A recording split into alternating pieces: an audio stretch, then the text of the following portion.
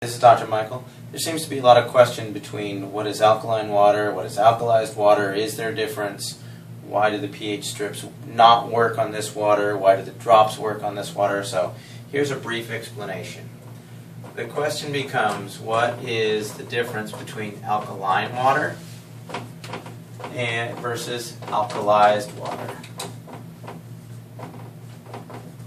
The short answer for this question is this is a chemical change,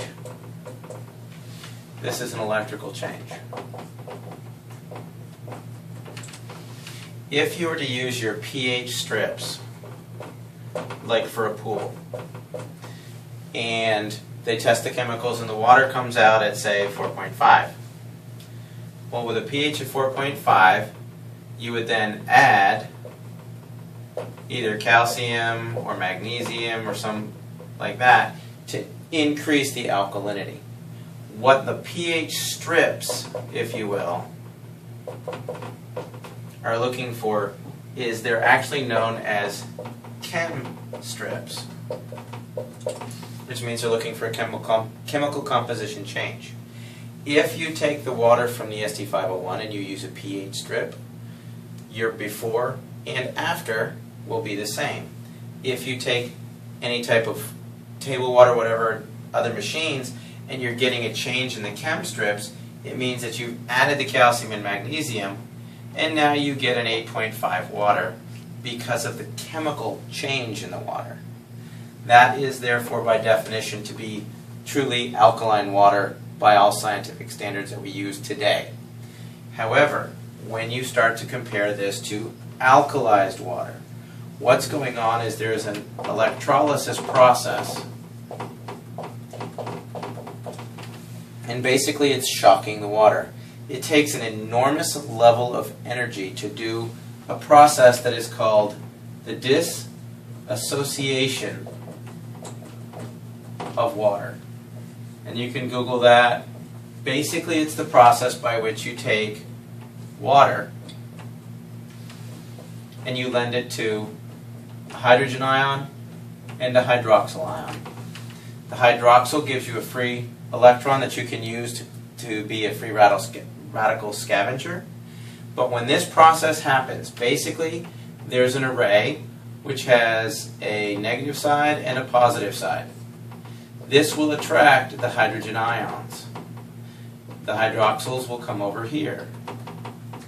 Well, when this happens, because they're so unstable, what they will do is they will instantly convert to H2, which is hydrogen dissolved in water.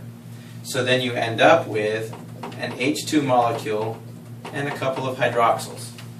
Because this ratio changes electrically, you'll get a rise in your pH.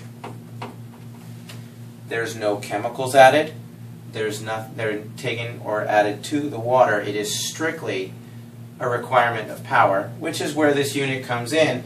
If you look at it as a question of power times amperage times the surface area of the plates, that'll give you what's called a PEU, which is potential electrolysis units. If you take 230 watts times 2.5 amps times 466 square inches, you get a PEU of 267,950 from an SD501. I recommend, if you want to look and compare these other units and what they're trying to do, Alkaline Water Plus has a great website. It's actually a competitor's website, and it proves the power output. Most of the units there have 110 watts times a half amp, and the standard plate size is 117 square inches, which gives you a PEU of 6,435, or approximately 2.4% of this power. Because it doesn't have enough power to create the disassociation of water, they have to add calcium and or magnesium to change the water supply. When that happens, you then run the risk of all the dangers that are associated with alkaline water, because if you keep adding these things into the system, they can in fact affect blood pH. That's why people say, oh, alkaline water can be dangerous, you got to be careful not to do too much, you might alkalize the system. If this builds up in the bloodstream, you will change your blood pH, and that can create a lot of health issues. Alkalized water, on the other hand, doesn't add any chemicals. It's not going to stress, for instance, the stomach when you drink it. The stomach is going to be looking for this to neutralize it. It is not looking for this right here. So as soon as this water is absorbed into the body, the charge is absorbed, your pH becomes essentially neutral. The hydroxyl ions will continue to go through the aquaporin, and that will flush out the toxins within the cell, so you'll get an alteration of the intracellular pH, which is removing cellular metabolic byproducts such as urea, ammonia, CO2, things like that. So that's the essential difference between alkaline and alkalized water.